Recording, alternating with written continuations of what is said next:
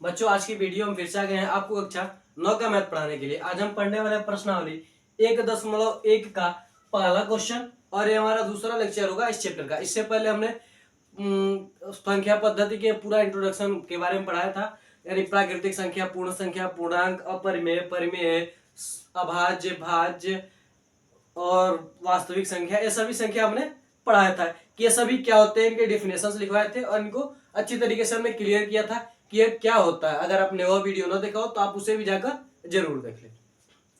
ठीक है, तो चलिए देखिए हमारा क्वेश्चन क्या कर रहा है। हमारा क्वेश्चन कह रहा है क्या शून्य एक परिमेय संख्या है?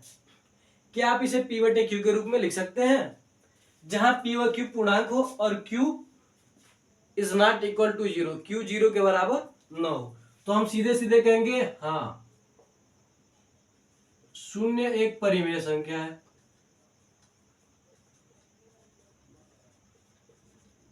शून्य एक परिमेय संख्या है। ठीक है, हम इसे P बटे Q के रूप में लिख सकते हैं, लिख सकते हैं, जहां P व Q पूर्णांक हो, पूर्णांक, तथा Q is not equal to zero है। देखिए क्या कर सकते हैं, अब देखिए क्या यह जीरो है ना। ठीक है, कैसे होगा, देखिए जीरो है। ठीक है, तो जीरो को हम क्या लिख सकते हैं, जीरो को हम लिख सकते हैं 0/1। यहाँ यह भी क्या है, पूर्णांक है, और यह भी क्या है, पूर्णांक है। ठीक है, और यह क्या हमारे पास P है और क्या हमारे पास Q है। ठीक है, और यहाँ पर देखिए तथा यहाँ पर Q क्या है, Q is not equal to zero है। हम इस तरह से क्या कर सकते हैं, जीरो को लिख सकते हैं, जीरो एक परिमेय संख्या है। अब तो कर सकते हैं कि शून्य एक परिमेय संख्या है।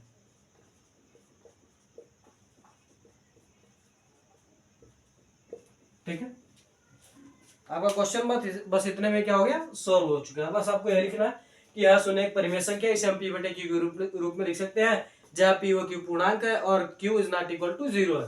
और उसके बाद आप क्या कीजिए, जीरो बराबर दिखा दीजिए, क्या 0/1, जीरो को हम क्या लिख सकते हैं, 0/1 लिख सकते हैं, जहां जीरो क्या आपका पी है और पी क्या आपका पूर्णांक है, जीरो भी क्या आपका पूर्णांक है और पी है, क्यू क्या आपका 1 है और पूर्णांक भी है, और क्यू यहाँ पर क्या है, जीरो के बराबर नहीं है। ठीक है, तो ये क्या है, एक परिमेय संख्या। दूसरा क्वेश्चन देखिए आपका क्या कर रहा है, दूसरा क्वेश्चन कर रहा है 3 और 4 के बीच 6 परिमेय संख्याएं ज्ञात कीजिए। 3 और 4 के बीच 6 परिमेय संख्याएं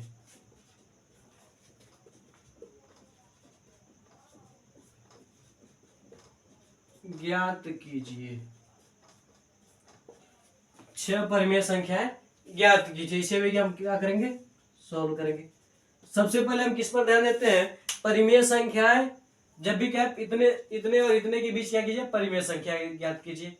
जब यह मान आपका बटे में न हो, ठीक है, यानी सिंपल मान में हो, ठीक है, बटे में न हो, भिन्न में न हो, ठीक है, तब आप यह तरीका अपनाएंगे। क्या करेंगे आप, क्या करेंगे, आप 6 परिमेय संख्या ज्ञात करना, तो जितने परिमेय संख्या ज्ञात कीजिए करने हो, ठीक है, क्या है, 6 परिमेय संख्याएं ज्ञात करने हैं, इसलिए हम क्या करेंगे, 6+1 करेंगे और बराबर क्या हो जाएगा हमारे पास 7।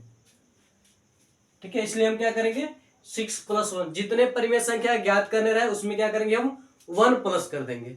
ठीक है, क्या करेंगे, हम 1 प्लस कर देंगे। ठीक है, और इसी साथ क्या करेंगे हम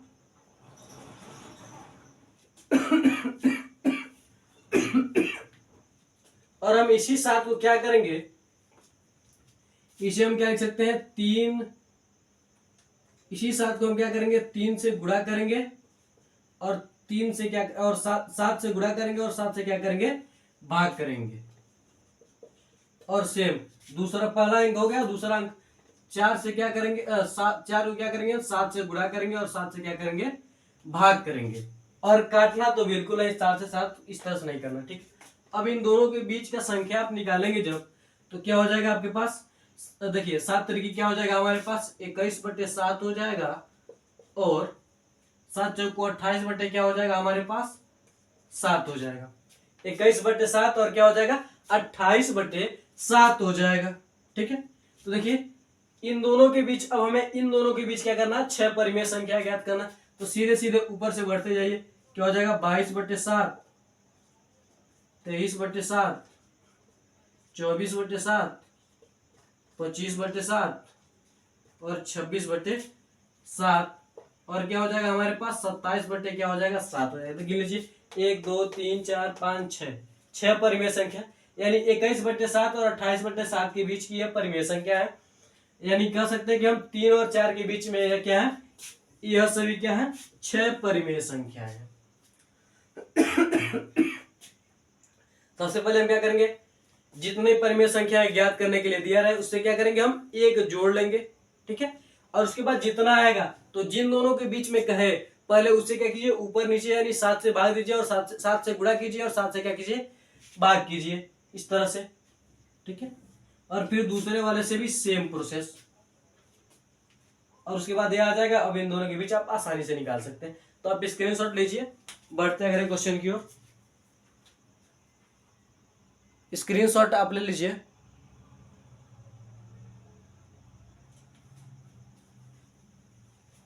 आपको यहाँ पर प्रश्नावली और विषय नहीं दिखाई दे रहा होगा, तो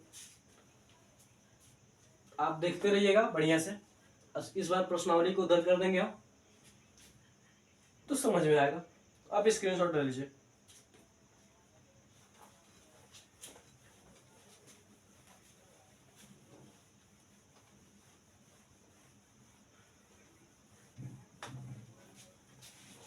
अगला क्वेश्चन आप देखिए क्या कर रहा है।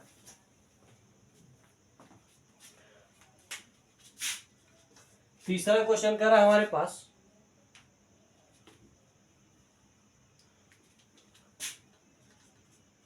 3/5 और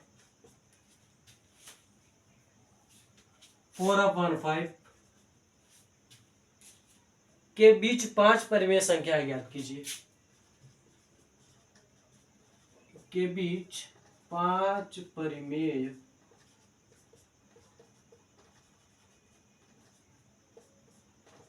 संख्याएं ज्ञात कीजिए।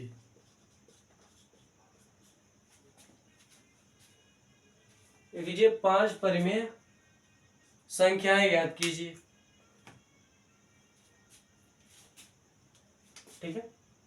देखिए कहने का मतलब क्या है, इसमें देखिए, इसमें हमें क्या दिया है, बटे में दिया है, ठीक है। तो इसे हम क्या करेंगे, इसे अब हम इस तरह से नहीं करेंगे 5 परिमेय संख्या ज्ञात करना, तो एक और प्रश्न है, क्योंकि यह मान क्या हमारे पास बटे में। अगर आप इस तरह से लगाएंगे तो आपका सवाल क्या हो जाएगा, गलत हो जाएगा। जब इस तरह से सीधा सीधा रहे तो हम क्या कर सकते हैं, जितना दिया रहे, ठीक है, उससे क्या करो, ऊपर नीचे 10 से क्या करो, गुणा कर दो।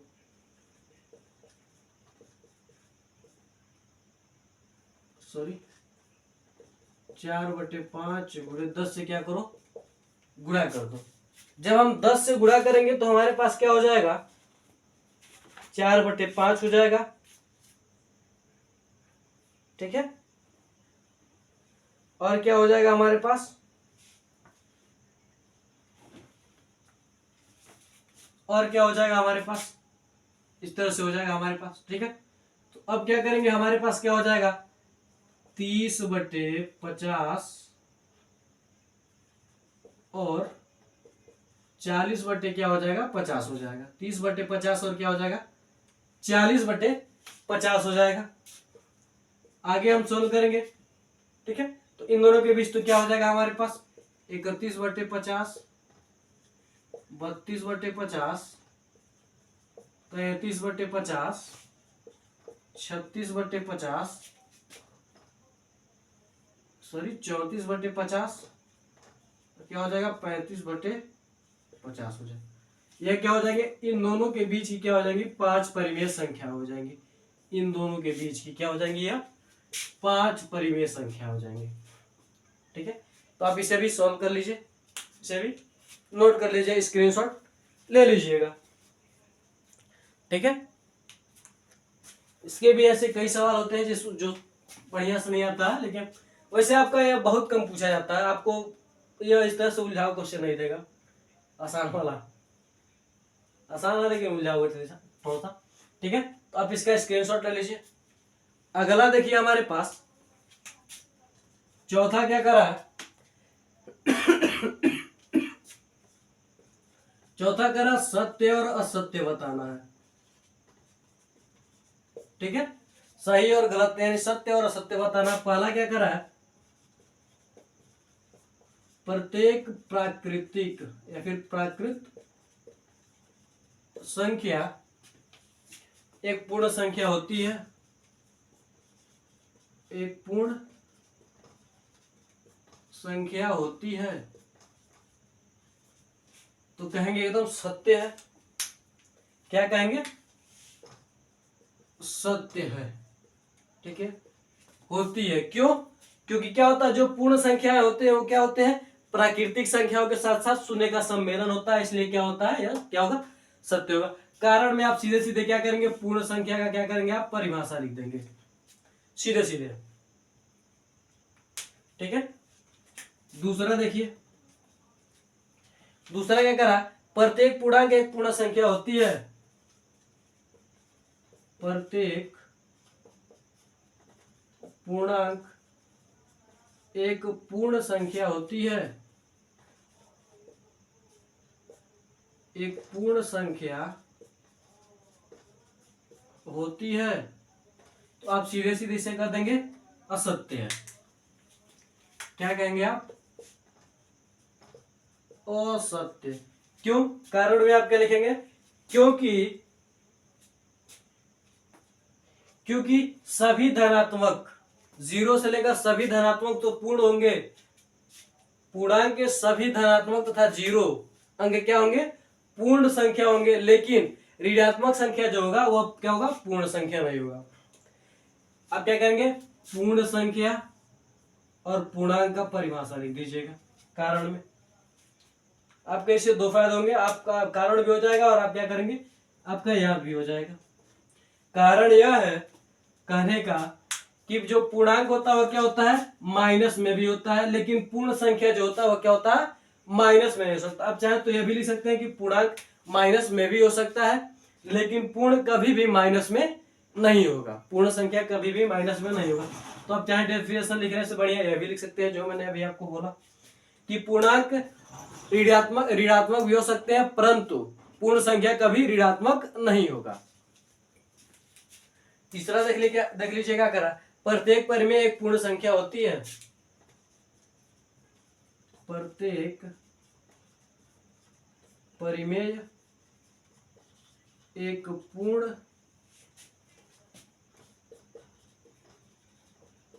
संख्या होती है, प्रत्येक परिमेय एक पूर्ण संख्या होती है। यह भी क्या हो जाएगा, आपका असत्य हो जाएगा। कारण यह हो जाएगा कि आप परिमेय क्योंकि प्रत्येक पूर्ण संख्या क्योंकि आपका परिमेय क्या होता है, माइनस में भी आता है और प्लस में भी आता है, जबकि पूर्ण संख्या क्या होता है, हमेशा प्लस में रहेगा या फिर न्यूट्रल में रहेगा, माइनस में कभी नहीं रहेगा। ठीक है, लिख सकते हैं परिमेय हमारा क्या हो सकता है, माइनस में भी हो सकता है, प्लस में भी हो सकता है, परंतु पूर्ण संख्या कभी माइनस में नहीं होगा। यह भी आप सेम लिख सकते हैं। ठीक है, तो इसी के साथ आपका यह प्रश्नावली खत्म होते हुए कल हम प्रश्नावली 1.2 पढ़ेंगे, यानी 1.2 पढ़ेंगे। तो आज के लिए बस इतना रहते हैं, मिलता है अगले वीडियो में। जय हिंद, जय भारत। मैं आशा करता हूं कि आपको ये चारों क्वेश्चन अच्छी तरीके से समझ में आएंगे।